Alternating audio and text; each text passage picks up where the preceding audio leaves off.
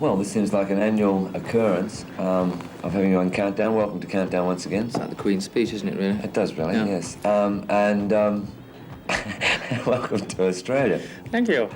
Now, listen, a lot's happened since March, as far as the music scene is concerned. But you've been relatively quiet on the music scene, but very busy on the soccer scene. Well, I've done other things. I've been producing albums as well, but Yeah. As far as my own career goes, not really involved with it, not to any great extent.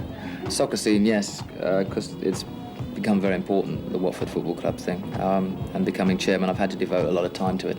Well, would it be fair to say then that the Elton John music has taken second place to it over the past 8 months? Yeah, but that's been on purpose as well. I mean, when I stopped touring in '76, I really had enough of myself. And I think everybody else might have had enough of me as well. I got to saturation point. There was a gut feeling where I didn't want to carry on touring so much, and also that I wanted to have a real long break between records, between Blue Moves and anything else that I make.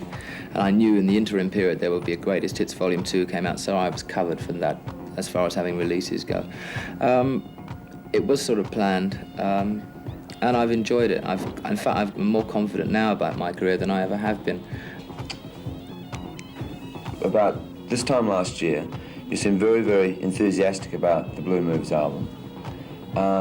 In fact, you couldn't wait for it to be released, and you seemed entirely happy with the product, which is unusual for you. But then it appeared sort of almost about a couple of weeks later after it had been released that you'd become bored with it and completely lost interest and wouldn't even promote it. Yeah, true to a certain extent. Well, true mostly. I didn't promote it. I think I did one television appearance for Sorry seems to be the hardest word, and that's about it. I just... But that was only after... I was still satisfied with the album, but that album closed a chapter in my life, and it took such a long time from when we were making it, from when it was being mixed, because Gus used to take forever mixing, and then when it came out, that I did get bored with it, yeah. Although I still like, as an album, I consider it to be one of my best. But I got bored. I just got bored generally with my career. I wanted to do something else. And that's why I didn't promote it. I know you've had a go at me for saying, well, if we'd had promotion films in Australia, etc., etc. But I just wasn't interested, and I know you're right. I think the album could have probably sold more if it had more promotion, but I just wasn't interested. It seems awful to say that, but that's the truth. I mean, did it all become too much for you? I'd done everything, you know? Yeah. It's a question of, I was the first person to have a #1 album come straight in at #1 in America. That happened twice. I'd done everything. I played the biggest places. I'd broken on records here and there.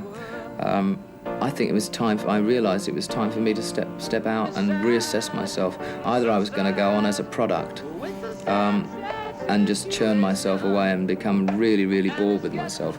The reason I stopped was because of a stomach feeling. It wasn't something inside my head. It was a gut feeling, and I've always done things from gut feeling.